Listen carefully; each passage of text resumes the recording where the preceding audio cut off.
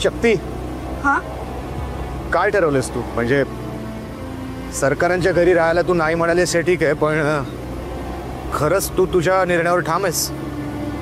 मला ना काहीच कळत नाहीये. म्हणजे मला माझी खरी ओळख कळली, पण माझा भूतकाळ अजूनही मला पूर्णपणे कळलेला नाहीये. पुढे नशिबात काय वाढून ठेवलंय काय माहिती. आपल्याला काय वाटतं माहिती का शक्ती? हे बघ, रिपोर्टवरून हे तर कळलं की सरकार आणि वहिनीसाहेब खोटे नाहीत आणि त्यांच्या मनात पण काही काळबेर नाही. बघ ना, तू त्यांची सख्खी पुतणी हे कळल्यानंतर आजपर्यंत जी इस्टेट त्यांनी सांभाळून ठेवली होती लगेच तुला देऊ केली. बघितला त्यांच्या मनाचा मोठेपणा. सरकार आणि वहिनीसाहेब आहेत ना, देव माणसं आहेत, देव माणसं. हो शिवा, पण काहीतरी आहे ज्याने ना मला खूप अस्वस्थ वाटतंय. ते नेमकं काय आहे हे मला कळत. आपण काय म्हणतो माहिती आहे का शक्ती? म्हणजे बघ, फोर्स नाही करत आहे.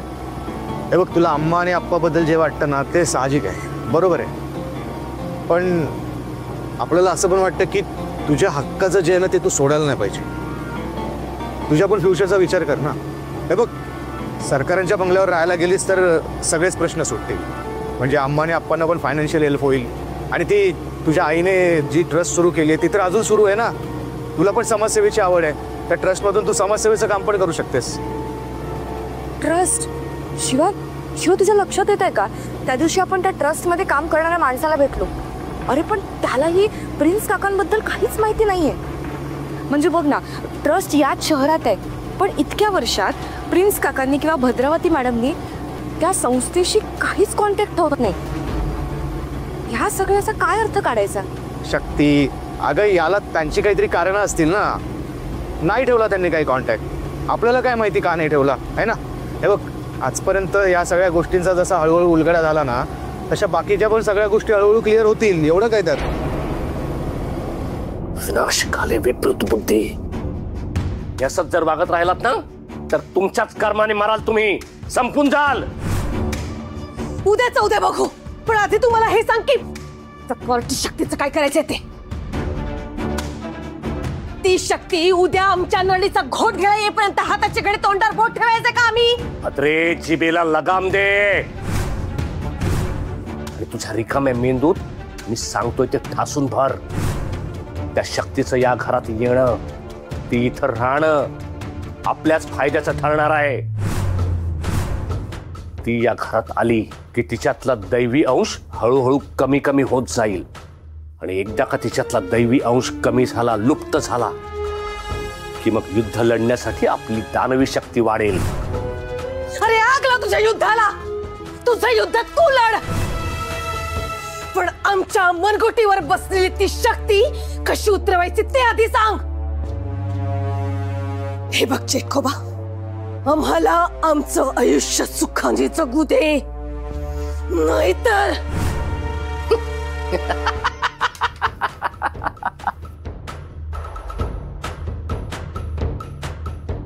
तुमचं आयुष्य? कुठलं तुमचं आयुष्य? तुमचं आयुष्य आता तुमचं राहिलेलं नाहीये. ते कधीच या रक्तासूर पुत्राच्या स्वाधीन झालंय. जे युद्ध सुरू होणार आहे ना त्यासाठी तुमचाही जन्म झालाय. प्रत्येक युगात जसा माझा जन्म झालाय ना तसा तुमचाही जन्म झालाय. प्रत्येक युगात मी हे युद्ध हरत आलोय, पण आता मी हार मानणार नाही आणि तुम्हालाही हरू देणार नाही. चिटकोबा, कसलं युद्ध? जे काही युद्ध आहे ते तुझं युद्ध आहे, तू लढणं. हे बघ, आम्हाला युद्धाच्या भानगडीत वगैरे पडायचं नाही, आमच्याकडे वेळही नाहीये. वेळ नाही? भद्रा, तू वेळ नाही तुमच्याकडे? जे युद्ध मी युगानुयुगे लढतोय, हरतोय आणि तरी पुन्हा पुन्हा जन्म घेऊन हे युद्ध जिंकण्याची आशा उराशी बाळगतोय आणि तुमच्याकडे वेळ नाही? सटाक! चिटकोबा, कसलं युद्ध आणि ते युद्ध का संपत नाहीये? जे युद्ध संपत नाही ना ते साधारण युद्ध नसतं. आज तुम्हाला युद्धाचं सत्य सांगावंच लागेल.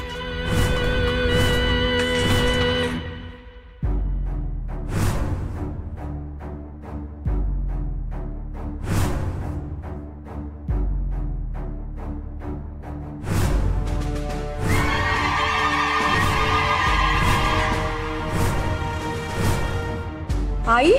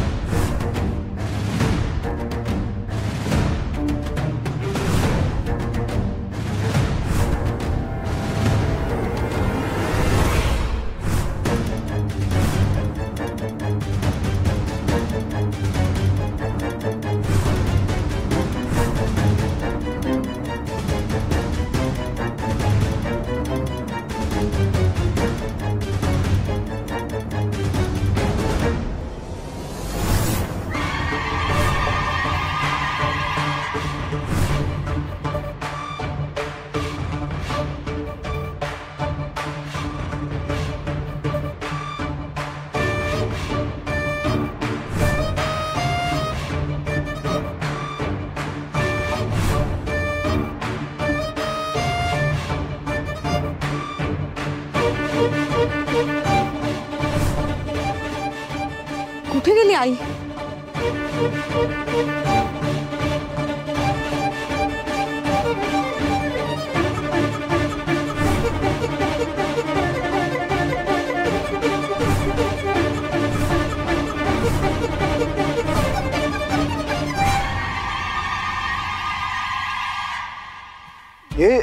हे इथं कोणी आणून ठेवलं? नक्कीच ना ते पावलीकम कोरोना भाऊंचं काम असणार. कोरोना सरांचं काम?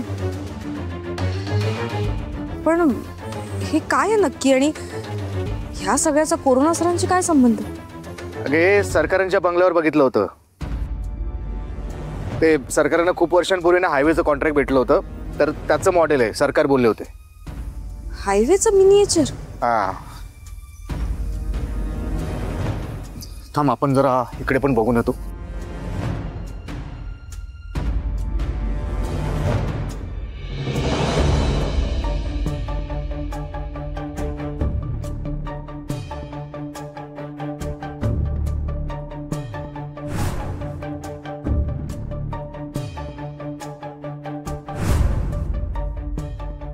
शक्ती,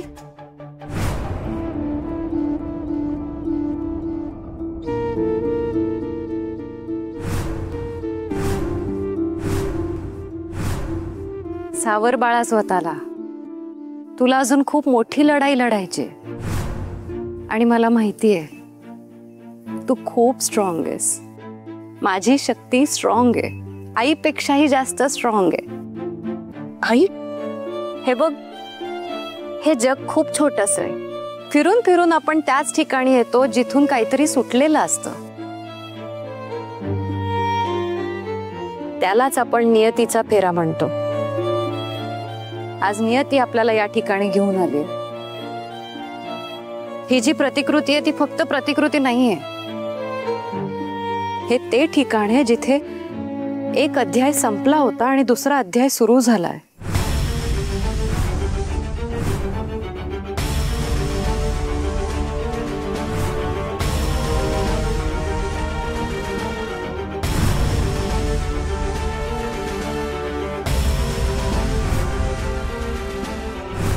प्रिन्स निखारगे आणि भद्रा निखारगे हेच आहेत आमचा कर्दनगाव.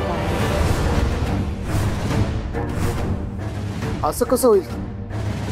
सरकारने हे सगळं घडवून आणलं. तुमचं कुटुंब संपवणारा खरा सूत्रधार सरकार. आपण तर त्यांना देव माणूस समजत होतो, ते तर दानव आहेत. कलियुगातला दानव.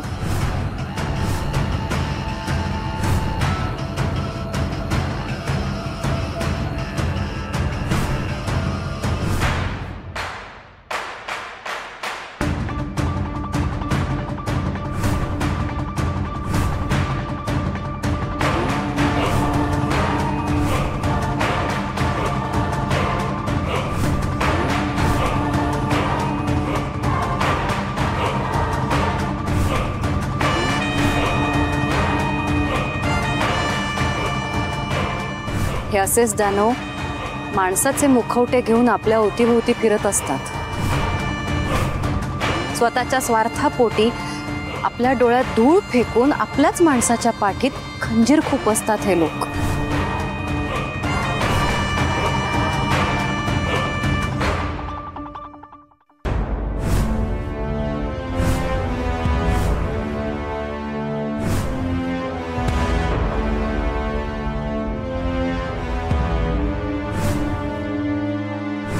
शक्ती,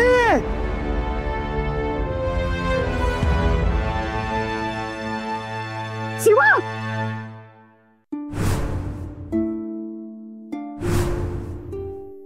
शिवा, शिवा, शिवा उठ.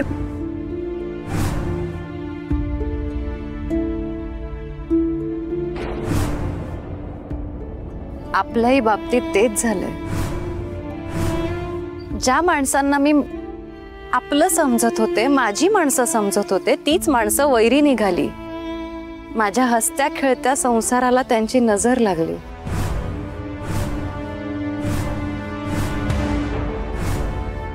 आई,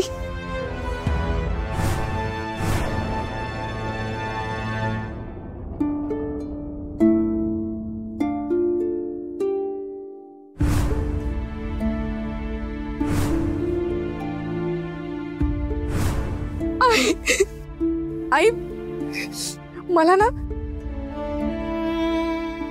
तुला अशी कडकडून मिठी मारायची आहे ग. मी का तुला मिठी नाही मारू शकत? मी तुला का स्पर्श नाही करू शकत?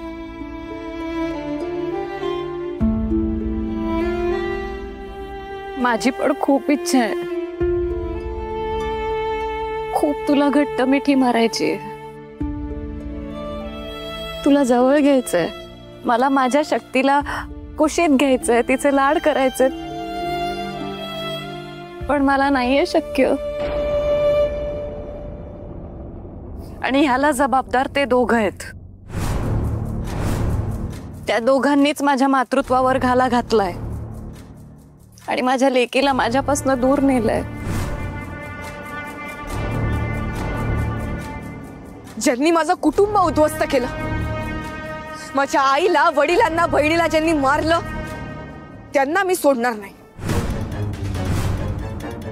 ए शक्ती, थांब. रागाच्या भरात काही करायला जाऊ नकोस. तू आता एकही पाऊल टाकलंस ना तर शत्रू सावध होईल. इतके दिवस मोकाट सोडला आपण त्यांना, पण आता त्यांना शिक्षा मिळायलाच हवी आणि ती शिक्षा मी देणार आहे. बरोबर बोलते शक्ती. तर पापी लोकांना जिवंत नाही सोडायला पाहिजे. एवढी पाप करून पण खुल्याम फिरतायत ते लोक. त्यांना तर आपण जमिनीतच गाडणार आहे. त्या नराधमांना शिक्षा होणार आणि ती शिक्षा आपणच देणार आहोत. पण फक्त प्रिन्स आणि भद्राला नाही. म्हणजे आणखी कोण आहे त्यांच्यासोबत? आपल्याला माहिती आहे तुम्ही कोणाबद्दल बोलताय ते. त्या अर्धवट कोरोनाबद्दल ना.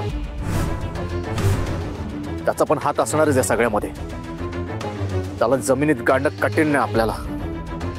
नाही, तो नाही. ज्याच्या जीवावर प्रिन्स आणि भद्रा इतकी वर्ष कुकर्म करतायत तो रक्तासूर पुत्र चेटकोबा. हा कोण आता? नाही, चेटकोबा बद्दल तुम्हाला माहित असण्याचं कारणच नाही, कारण प्रिन्स आणि भद्राने तुम्हाला कधी कळूच दिलं नसेल. पण कोण हाय? कोण हा चेटकोबा? शिवा, शक्ती, आत्तापर्यंत तुम्हाला जशी आई आदिशक्तीची साथ लाभली, जोडीने महादेवानेही साथ दिली, तसंच प्रिन्स आणि भद्राला चेटकोबाने साथ दिली. गेली अनेक वर्ष प्रिन्स आणि भद्रा कुकर्म करतात आणि चेटकोबा त्यांना मदत करतोय. रक्तासूर कोण आहे हा रक्तासूर?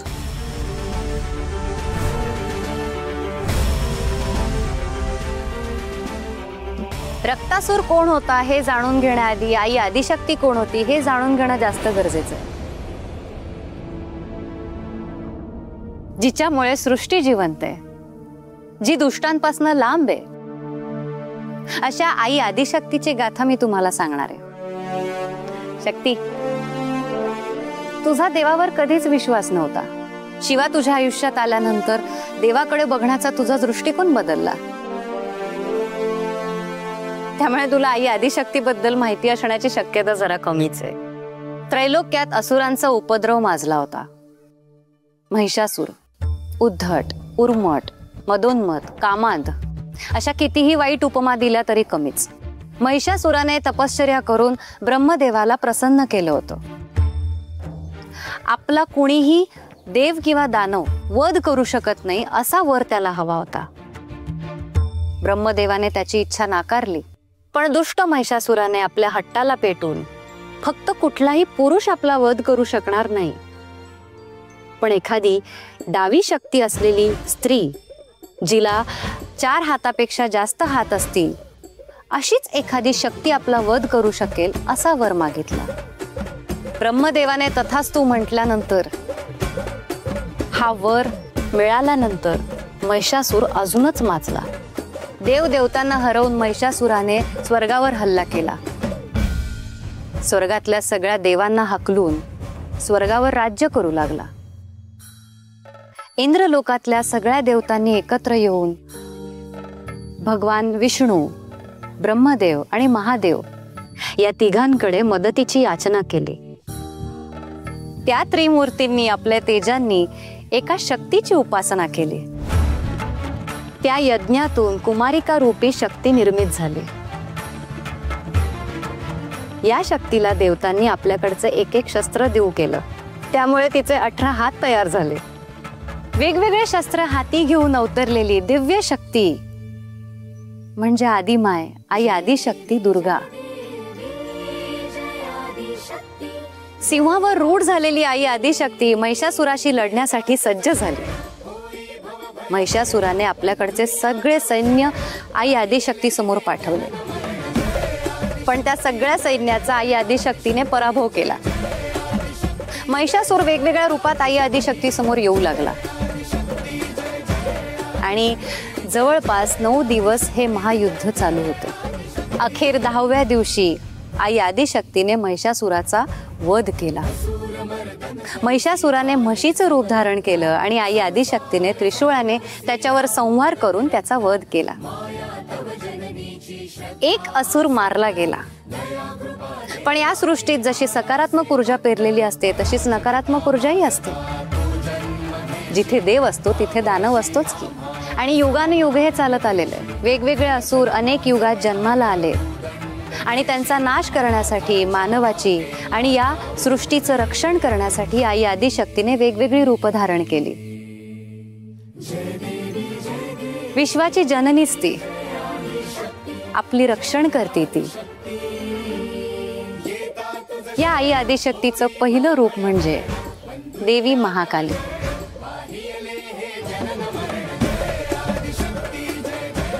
गडद काळा मेघासारख्या रंगाची, केस मोकळे सोडलेली त्रिनयनी, शिवाच्या शरीरावर आरूढ झालेली, एका हाती शस्त्र आणि एका हाती खड्ग धारण केलेली, राक्षसाचा संहार करून विश्वाचं रक्षण करणारी, अज्ञान आणि अधर्माचा विनाश करणारी, सर्व शक्तिशाली महाकाली.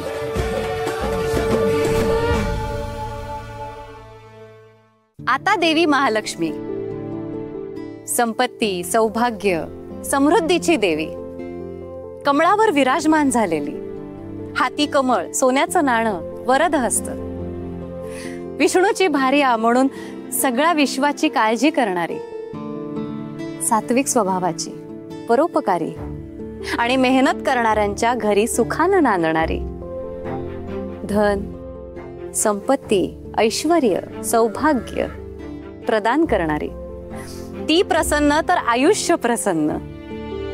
आता मी तुम्हाला सांगणार आहे महादेवी सरस्वती बद्दल. शुभ्र वस्त्र धारण केलेली, हंस तिचं वाहन. तिच्या हातात तुम्हाला कुठलंच शस्त्र दिसणार नाही, तलवार, त्रिशूळ कधीच नाही. वीणा, जपमाळ आणि पुस्तिका दिसेल. जन्माला आलेल्या प्रत्येकाला ज्ञानाचं महत्त्व सांगणारी, विचारांना बळ देणारी, अज्ञान आणि अंधश्रद्धा दूर करणारी, यशाचा मार्ग हा ज्ञानाने मिळतो हे सांगणारी अशी ज्ञानाची आणि विद्येची देवी म्हणजे महासरस्वती. ती प्रसन्न तर महालक्ष्मी प्रसन्न.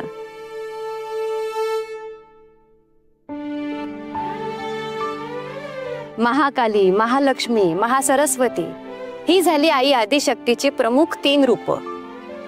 आई आदिशक्ती भक्तांच्या रक्षणासाठी, सृष्टीच्या रक्षणासाठी अनेक रूपात अवतरली. त्यातलं एक रूप म्हणजे आई दुर्गा, शौर्य आणि संरक्षणाची देवी. लढवय्येपणा, निर्भयता हे फक्त पुरुषांच्या अंगीचे गुण हे विचार खोडून काढणारी विंध्यवासिनी आई दुर्गा. पौरुषत्वाचं प्रतिनिधित्व करणारा बलाढ्य सिंह तिचं वाहन. सिंहावर आरूढ झालेली, अष्टभुजा असलेली, हाती शस्त्र धारण केलेली आदिशक्तीच्या याच दुर्गा अवताराने महिषासुराचा वध केला. नवरात्रीत दुर्गेच्या ह्याच रूपांची मनोभावे पूजा केली जाते. ती रूप म्हणजे देवी शैलपुत्री, ब्रह्मचारिणी, चंद्रघंटा, कुष्मांडा, स्कंदमाता, कात्यायनी, कालरात्री, महागौरी आणि सिद्धिदात्री. जेव्हा आपण संकटात अडकतो, सगळं संपल्यासारखं वाटतं, आपण फक्त अंधारात आहोत असं वाटायला लागतं, त्यावेळी आई दुर्गेची पूजा केल्यावर ती आपल्या भक्तांच्या हाकेला नक्कीच धावून येते. संकटांपासून, दुष्ट शक्तींपासून ती आपल्या भक्तांचं रक्षण करते. भक्तांना जगण्यासाठी आत्मविश्वास आणि शक्ती प्रदान करणारी महिषासुरमर्दिनी आई दुर्गा. महिषासुराचा अंत झाला, पण असुरी शक्तींचा अंत झाला नाही. प्रत्येक युगात असुर येत राहिले, देव देवतांना, या जीवसृष्टीला छळत राहिले. देव आणि दानव हे युद्ध सुरूच राहिलं. असत्याचा, अधर्माचा शेवट नक्कीच झाला, पण कायमस्वरूपी झाला नाही. त्रेता युगापासून सुरू झालेली ही लढाई आजही या युगापर्यंत येऊन पोहोचली. देवांनीही कधी हार मानली नाही आणि असुरांनी हरूनही कधीच आपला हट्ट सोडला नाही. त्यामुळे देव आणि दानव हे युद्ध आजही सुरू आहे. त्रेता युगात आदिप्रस्थ नावाची नगरी होती. सुखी, समाधानी, आनंदी, नदीच्या खोऱ्यावर वसलेलं हे गाव, म्हणून 12ही महिने सुपीक समृद्धी होती. या नगरीतले लोक अपार श्रद्धाळू होते. आई आदिशक्तीचे भक्त होते. म्हणूनच या नगरीला आदिप्रस्थ हे नाव पडलं. आदिप्रस्थ म्हणजे पृथ्वीवरचं लखलखणारं रत्नच जणू. पण या रत्नाला एका क्रूर राक्षसाची नजर लागली. रक्तासुराला आदिप्रस्थ नगरीबद्दल कळले होते आणि एक दिवस तो आदिप्रस्थ नगरीत आलाच.